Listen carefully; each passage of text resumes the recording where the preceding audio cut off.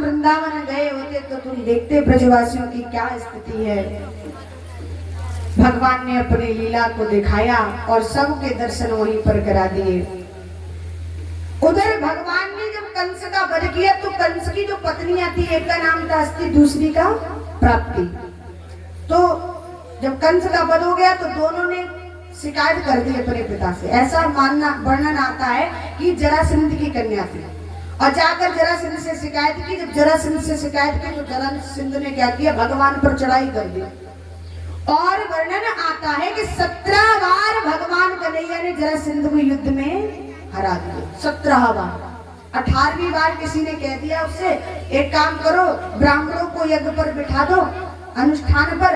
यदि ब्राह्मण अनुष्ठान करेंगे तो तुम 18वीं बार आप जीत जाओगे। तो उसने ब्राह्मण बिठा दिए और कहा यदि मैं जीत गया ना 18वीं बार उस कन्हैया से, तो इतना धन दूंगा, इतना दूंगा कि इस जीवन में फिर किसी के यहाँ काम करने की आवश्यकता, और अगर हार गया तो परिवार सहित मार दूंगा।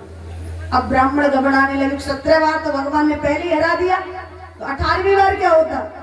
सब निवेदन करने लगे, कन्हैया से प्रार्थना करने लगे, भगवान आपके हाथ तो ही है हमारी लाज। 18वीं बार जब युद्ध प्रारंभ हुआ, कन्हैया पहले तो युद्ध में नहीं जा रहे थे, बलराम भैया जबरन ले गए। और जैसे ही युद्ध में गए उधर जरासंध आया, भगवान रण छोड़कर भाग गए। बलराम बोले कहाँ जा रहा है प्यारे? बोले मुझे नहीं लड़ना।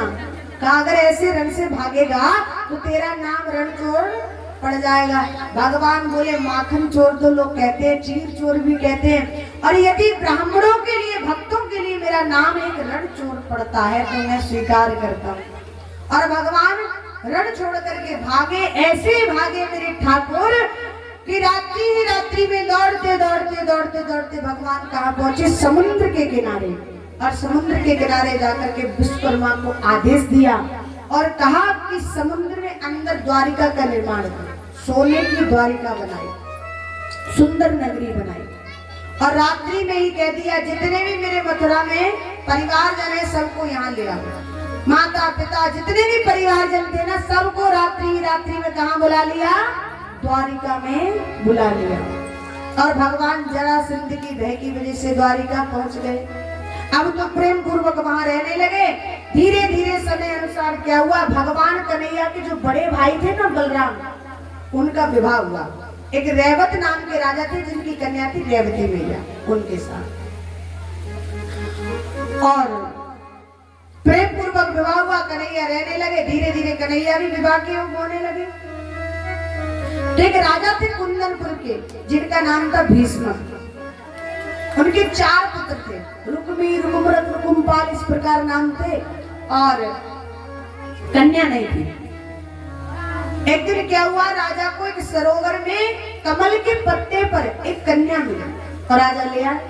ला करके उसको नामकरण संस्कार कराया तो ब्राह्मणों ने उनका नाम रुक्मिणी रखा और कह दिया कि हे राजन, ये जो कन्या आपको मिली है ना, ये कोई साधारण नहीं है, साक्षात लक्ष्मी स्वरूपा है। कौन है?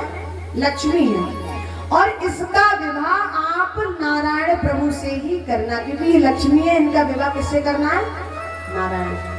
धीरे धीरे रुक्मिणी मैया बड़ी हुई, लालन पालन हुआ और धीरे धीरे बड़े होते होते महाराज विवाह के योग हो गए रुक्मिणी।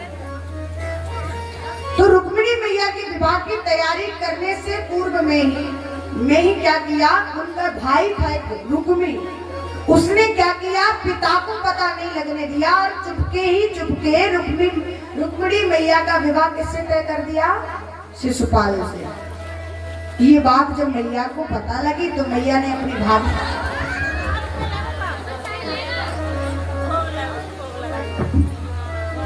भोग लेके ले जाने दो, हमको तो डायरी का डर था बनी। बोली बांके बिहारी लाल की जय, बोली सियावर रामचंद्र भगवान की। वो जो राधा कृष्ण बन रहे ना, उनको कह दो तैयारी से आई जाए, ठीक है? जाके जाओ। और कोई भी अपने स्थान से उठेगा नहीं, सब यथा स्थान पर ही बैठे रहेंगे, ठीक है ना? झांकी भी कराई जाएंगी, सब यथा स्थान पर बैठे रहेंगे। बोले बांके बिहारी लाल की जय, बोले सियावर रामचंद्र भगवान की जय। और रुक्मिणी मैया को जब पता लगा तो भाभी से कहा, भाभी मेरा विवाह भैया ने ऐसे तय कर दिया है। तो कहा कि तुम किसको पति रूप में स्वीकार करती हो? बोले मैंने तो द्वारकाधीश को अपना पति मान लिया। तो कहा एक काम करो, पंडित जी को बुलाकर एक पत्री लिखवा दो। भाई आप ही तो उनको पति मानती हैं, क्या पता वो आपको पत्नी रूप में स्वीकार करे या ना करे। पहले पत्री लिखवा कर भेजो, चिट्ठी, और यदि चिट्ठी का कोई जवाब आता है तो ठीक है। अब चिट्ठी पंडित जी को बुलाया, पत्री लिखवाई और चिट्ठी में लिखवा दिया कि हे श्री श्याम सुंदर, मैं कुंदनपुर से राजा भीष्मक की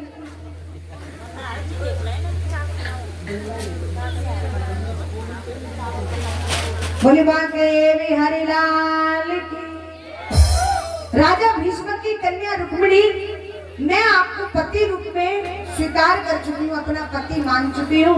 और मेरे भाई रुक्मी ने मेरा विवाह शिषपाल से तय कर दिया है। यदि आप मुझे पत्नी रूप में प्राप्त करना चाहते हैं तो कल सुबह मैं गिरजा पूजन के लिए जाऊंगी, आप मुझे वही मंदिर पर मिल जाए। और पत्री लेकर के भेज दिया। पंडित जी समय अनुसार जितना समय लगता है समय अनुसार द्वारिका पहुंचे। और द्वारिका जब भगवान के पास पत्री लेकर पहुंचे, भगवान कन्हैया ने पत्री में जो लिखा था उसको पढ़वाया, सुना तो गदगद हो गए। अब समय नहीं लगाया, भगवान ने क्या किया, तुरंत तैयारी करने लगे। तब तक बलराम भैया आ गए। बलराम भैया बोले लाला कहाँ जा रहे हैं? अब ये कैसे गए बड़े भैया से बहू लेने जा रहे हैं? हाँ, क्योंकि पहले से कोई तैयारी थी नहीं। राधा कृष्ण को उनको ही लाना है, रुक्मिणी मैया को, रुक्मिणी को लाना है। अब इनको सुबह से यही डिसाइड नहीं हुआ कौन रुक्मिणी बन रहे हैं और कौन राधा। बोली बांके बिहारी लाल की। तो बलराम भैया बोले लाला कहाँ जा रहे हैं? अब कैसे बताएं? पंडित जी बोले हम बता दें। बोले बताओ। बोले तुम्हारा लाला बहू लेने जा रहा है। अच्छा लाला बहू लेने? बोले हाँ। तो लाला चिंता मत कर, जा हमारा आशीर्वाद है, जल्दी लेके आई हो। अब तो सुंदर रथ सजाया और कन्हैया कहाँ चल दिए? कुंदनपुर।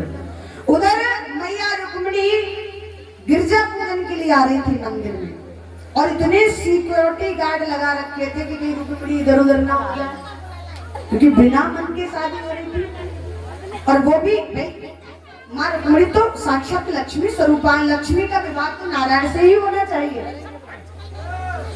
हुआ क्या कि जैसे ही भगवान पहुंचे, रुक्मिणी मैया सहेलियों के साथ में आई और मंदिर में प्रवेश कर गई।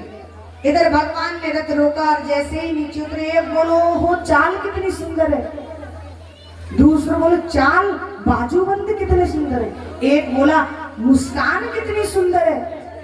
इस प्रकार से, पर किसी को ये ध्यान नहीं कि हमको लगाया किस लिए गया है। भगवान तुरंत उतरे रथ से और अंदर प्रवेश कर गए। जैसे ही मंदिर में भगवान पहुंचे, मां रुक्मिणी वहां विराजमान थी। मैया ने क्या किया, गिरजा मैया को साक्षी मान करके माला पहनाई। इधर भगवान ने मैया को पहनाई और दोनों का विवाह संपन्न हुआ। अब मैया बोली देरी मत करो, जल्दी करो। भगवान ने क्या किया, मैया को गोद में लिया और ला करके रथ में बिठा दिया। एक बोलो हो जोड़ी कितनी सुंदर है, पर किसी को ये पता नहीं कि हमको लगाया किस लिए गया है, इस सुरक्षा के लिए लगाया। अब भगवान ने क्या किया, जैसे ही रथ में बिठाया और रथ चला तो एक बोलो ले गो ले गो ले गो ले गो। उससे पहले किसी को नहीं पता, लेकिन जब भगवान अब तो चिल्लाने लगे। उधर रुक्मी आया, पूछा रुक्मिणी कहाँ है? अब सब मौन खड़े थे। तुमने देखा? तुमने? फिर कहाँ थे तुम सब? एक बोला मैंने देखा। फिर रोका क्यों नहीं? कौन था? बोले प्रभु रोका इसलिए नहीं कि आज तक जीवन में ऐसी जोड़ी नहीं देखी। मैंने कहा ले जा रहा है तो ले जाने। अब तो रुक्मी जो था इतना क्रोधित हो गया, दौड़ने लगा पीछे पीछे रथ के। भगवान को आवाज लगाने लगा, ललकारने लगा। भगवान ने कहा लौट जाओ, नहीं माना। भगवान ने रथ रोक दिया।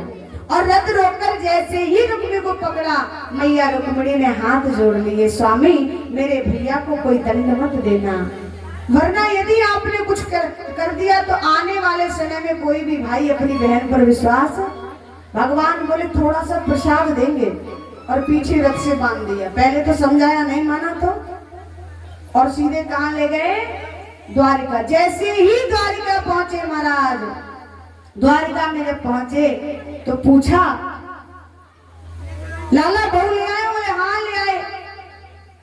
तो कहीं पीछे कौन है? बोले साले साहब। और कृष्ण को कहा? कृष्ण को कौन लेके आएगा? केवल रुक्मिणी को। अरे बाप रे बाप, कैसे कैसे बच्चे हैं, उनको भी लेकर आओ ना, तुम भी अकेले चली जाएंगे। ठाकुर संतोष सिंह जी, अगरपाल सिंह जी अगर बात सुनते हो, 2 कुर्सी मंच के पास पहुंचा दें।